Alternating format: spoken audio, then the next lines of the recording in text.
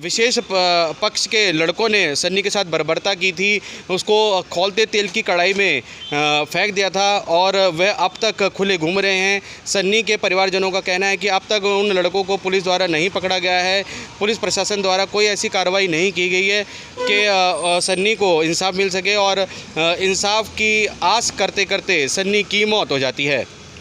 हम सबका मन सबकी आवाज़ से संदीप चौहान की रिपोर्ट। बूचड़ खाने को बंद करो, बूचड़ खाने को बंद करो, अवैध बूचड़ खाने को बंद करो, बंद करो, बंद करो। दिल्ली में अवैध बूचड़ खाने को बंद करो, बंद करो, बंद करो।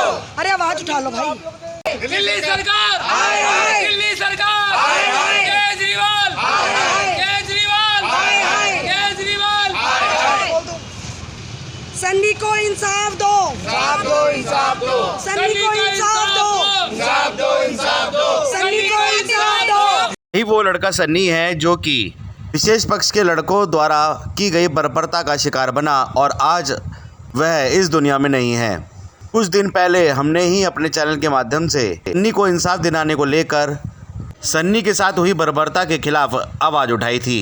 रिपब्लिक पार्टी ऑफ इंडिया और सन्नी के परिवारजनों का सीधे तौर से प्रशासन को लेकर यह सवाल है, आखिर सन्नी की मौत का जिम्मेदार कौन है? दिल्ली का सोया हुआ प्रशासन या दिल्ली के सदर थाना पुलिस, जिनकी कार्यप्रणाली पर शुरू से ही संदेह था रिपब्लिक पार्टी ऑफ इंडिया के सदस्यों को और सन्नी के परिवारजनों को। बाकी रही सही कसर अस्पताल प्रशासन ने पूरी की, सन्नी को समय पर इलाज ना देकर और गंभीर अवस्था में उसे घर भेजकर, जिसकी वजह से सन्नी ने इतनी पीड़ा सही और वह पीड़ा इतनी असहनीय हो गई, सन्नी नाम के 17 साल के लड़के की जान चली गई। दिल्ली का आरएमएल अस्पताल भी सवालों के घेरे में है। दिल्ली के बहुचर्चित अस्पताल आरएमएल में एक 17 साल का लड़का 55% जलकर आता है और दिल्ली के बहुचर्चित आरएमएल अस्पताल में महज कुछ दिन उस बच्चे का इलाज चलता है।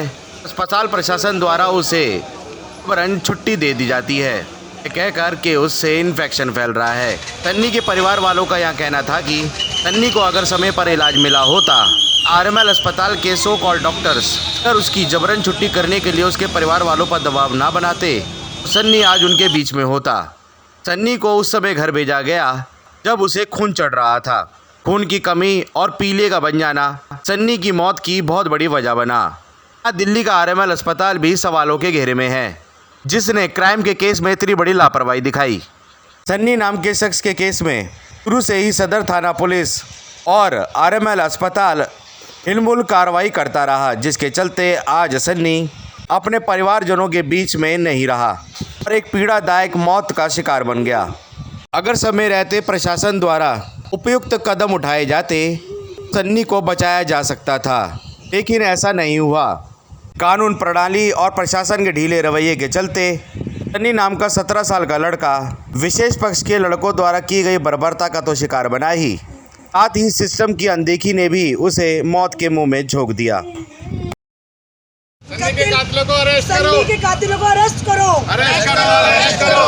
कतिल के सन्नी के कातिलों को अरेस्ट करो, अरेस्ट करो, अरेस्ट करो। सन्नी के कातिलों को अरेस्ट करो, अरेस्ट करो। वहाँ पे शायद कुछ दिल्ली सरकार, हाय हाय। दिल्ली सरकार, हाय हाय। केजरीवाल, हाय हाय। केजरीवाल, हाय हाय। केजरीवाल, हाय हाय। सन्नी को, इंसाफ दो, सन्नी को, इंसाफ दो, सन्नी को, इंसाफ दो, उसके मुजरिमों को, इंसाफ दो, उसके मुजरिमों को, इंसाफ दो, उसके मुजरिमों को, इंसाफ दो, मुजरिम को, अरेस्ट करो, मुजरिम को, अरेस्ट करो। दिल्ली सरकार, हाय हाय। दिल्ली सरकार, हाय हाय। केजरीवाल, हाय हाय। केजरीवाल, हाय हाय। सन्नी को, इंसाफ दो, सन्नी को, इंसाफ दो, सन्नी को, इंसाफ दो, सन्नी को, इंसाफ दो। केजरीवाल, हाय हाय। केजरीवाल, हाय हाय। केजरीवाल, हाय हाय। केजरीवाल, हाय हाय। सन्नी को, इंसाफ दो, सन्नी को, इंसाफ दो, सन्नी को।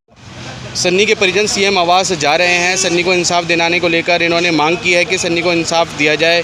सन्नी के परिवारजन हैं, ये सभी सन्नी को इंसाफ दिलाने को लेकर सीएम आवास जा रहे हैं और सन्नी का पोस्टमार्टम हो चुका है, उसकी बॉडी को लेकर सीएम आवास पहुंच रहे हैं। नमस्कार। नमस्कार जी। जैसे कि निरंतर हम इस स्टोरी को कवर कर रहे थे और सन्नी जैसे कि अंततः अब वो ये ज़िंदगी की जंग हार चुका है, तो क्या कहना है आपका प्रशासन को लेके? प्रशासन की जो इतनी ढिलाई उन्होंने बरती इंसाफ दिलाने को लेकर, क्या कहना है आप? प्रशासन बहुत ढीला है। हमने परसों सदर थाने के बाहर घेराव करा था, प्रदर्शन करा था। थाने में से एक भी पुलिस वाला नहीं आया कि यहाँ पे क्या कर रहे हो, क्या नहीं कर रहे हो। और आज हमारे से पहले सारा प्रशासन पहुँचा हुआ है। अब आप देखो ना, जब लड़का जिंदा था जब उसको देखने कोई नहीं आया, अब जब पूरा हो गया और अब सारा प्रशासन पहुँचा हुआ है, अब फॉर्मेलिटीज़ पूरी कर रहे हैं। और पूरा होने के बाद ना ऐसी कंडीशन में उसका पोस्टमार्टम करा इन लोगों ने। अब आप देखो ना, इंसानियत कहाँ तक जाएगी इंसानियत। अच्छा, जैसे कि हम देख पा रहे थे, सुन पा रहे थे कि आपने अपने रिपब्लिक जो पार्टी है ऑफ इंडिया की सदस्यों के साथ मिलकर सन्नी को इंसाफ दिलाने के लिए करीब 1 महीना दर बदर आप ठोकरें खाते रहे। तो क्या प्रशासन की तरफ से, दिल्ली सरकार की तरफ से किसी प्रकार का कोई इलाज में उसको कोई ऐसी सहूलत दी गई?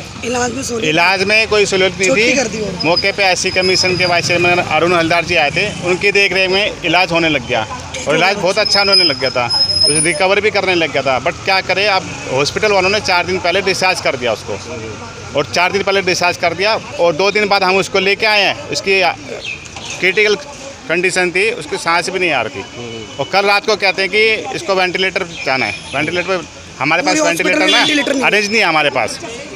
अच्छा, मतलब दिल्ली सरकार का इतना बड़ा ये वो सेंट्रल गवर्नमेंट का इतना बड़ा ये अस्पताल दिल्ली में बना, बहुचर्चित RML अस्पताल कहता है कि उनके पास वेंटिलेटर नहीं है। वेंटिलेटर नहीं है, वेंटिलेटर है ही नहीं। रात को फ़ोन आता है 11 बजे, मैंने मुझे नहीं पता, कैसे भी करके मेरे MS ऑफिस में बात कराओ।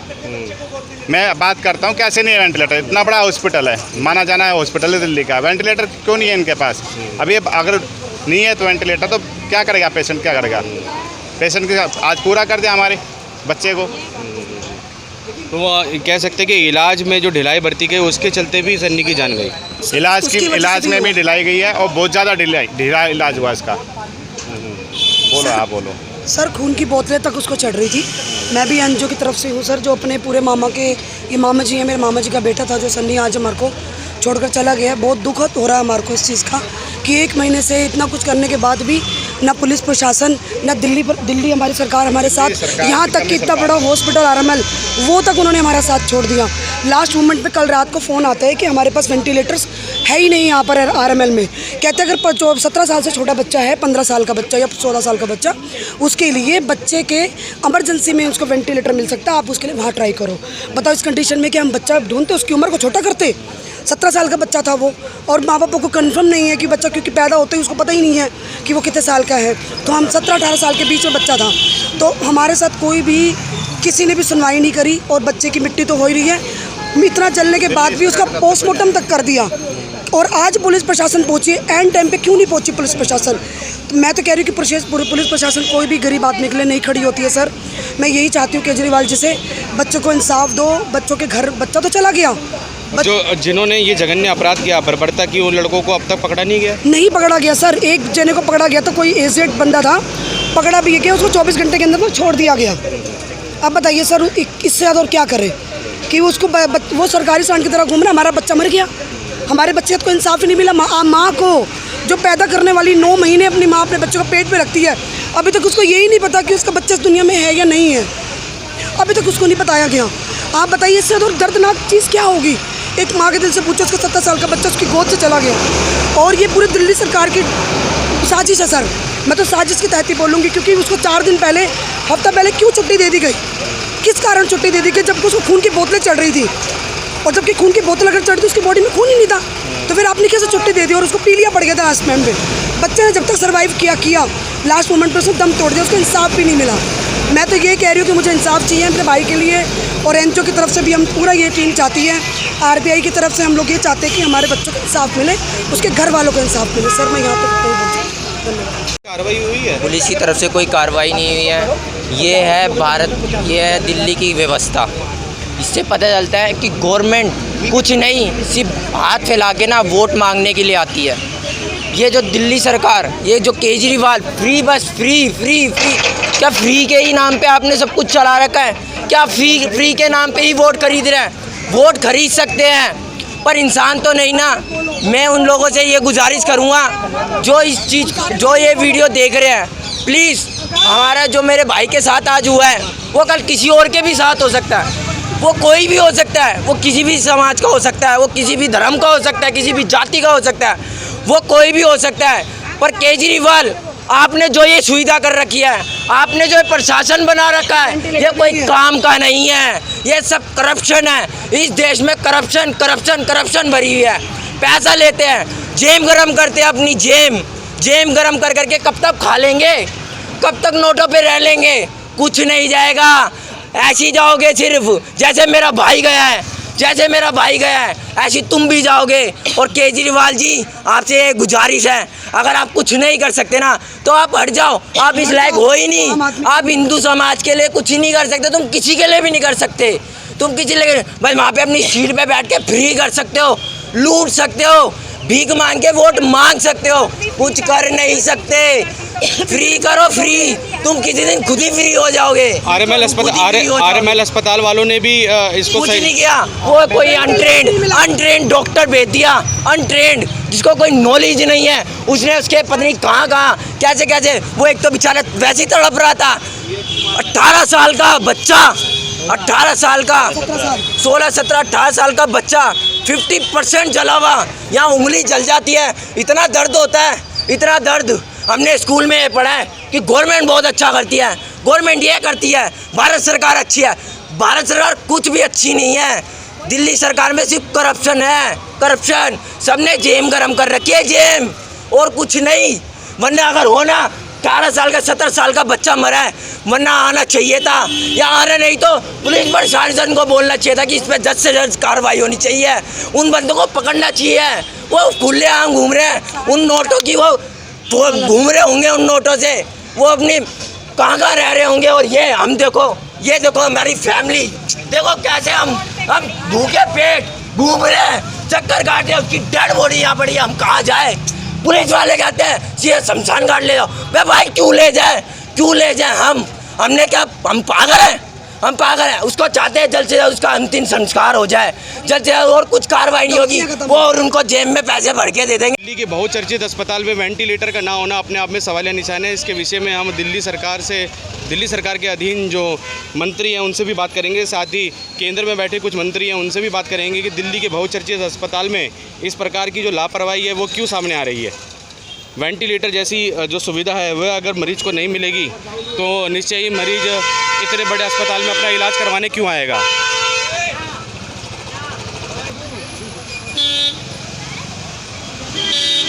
प्रशासन को लेकर क्या कहना है? प्रशासन बिल्कुल लच्चड़ है, किसी का कोई सुनने को राजी नहीं है। यहाँ के नर्स भी बदतमीजी से लोगों के साथ पेश आते हैं, डॉक्टर भी बदतमीजी से पेश आते हैं। जब मर्जी तब आएंगे, मरीज चाहे मर जाए, कोई सुनने को राजी नहीं है। और ये क्लीनर, स्वीपर और ये गार्ड वगैरह सारे बदतमीज़ हैं। अच्छा, डॉक्टर्स भी क्या बताते हैं कि ट्रेनी डॉक्टर्स हैं जिन्हें इलाज करना नहीं आता? नहीं, ट्रेनिंग डॉक्टर को लगा देंगे, खुद तो सोए रहते हैं, पता नहीं कहाँ रहते हैं, पता नहीं। बात करना गाड़ी है, ट्रेनिंग डॉक्टर को कहते हैं, वहीं पढ़ाई करते हैं, पढ़ाई में ही रोगी मर जाता है। मुझे तो ट्रेनिंग डॉक्टर ही कर रहा था, मैंने बोला तुमसे इंजेक्शन नहीं लगाऊंगा, डॉक्टर को बोला, डॉक्टर आए तब मैंने लगवाया। कह सकते हैं कि आरएमएल में जो इलाज हो रहा है वो बिल्कुल बेबुनियाद बेकार है। बहुत गंदी व्यवस्था है, इससे ज़्यादा क्या कर सकते हो आप। सारे भ्रष्ट हैं यहाँ, सारे भ्रष्ट। हाँ, मरीज का कोई इज्जत नहीं है। ठीक है, क्या नाम है आपका? मेरा नाम लक्ष्मीकांत जी है। आप कहाँ से आए हैं? मैं तो यही दिल्ली से ही।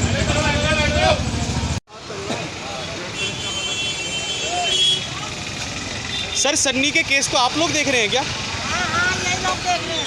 अच्छा। तो कुछ उसमें अभी कार्रवाई हुई सर?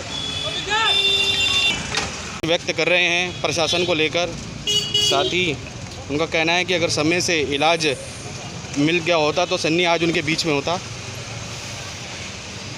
लेकिन अस्पताल प्रशासन की भूमिका यहाँ सवालों के घेरे में है, साथ ही पुलिस की कार्यप्रणाली पर भी स्थानीय जो कि सवाल उठा रहे हैं।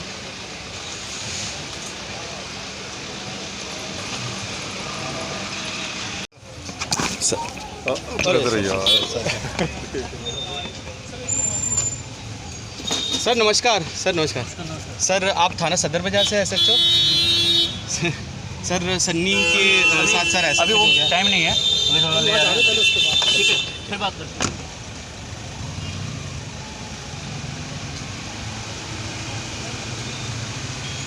प्रधान जी, आ जाओ।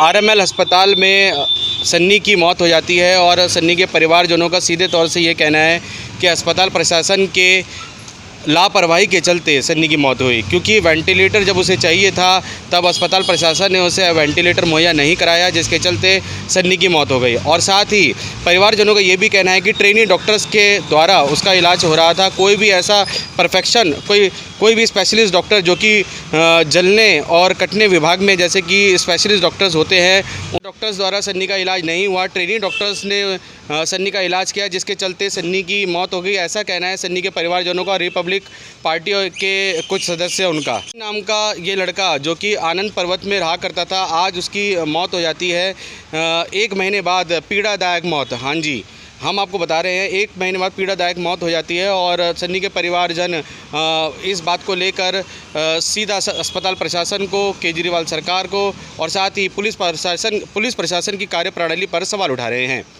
हम सबका मन, सबकी आवाज़ से संदीप चौहान की रिपोर्ट।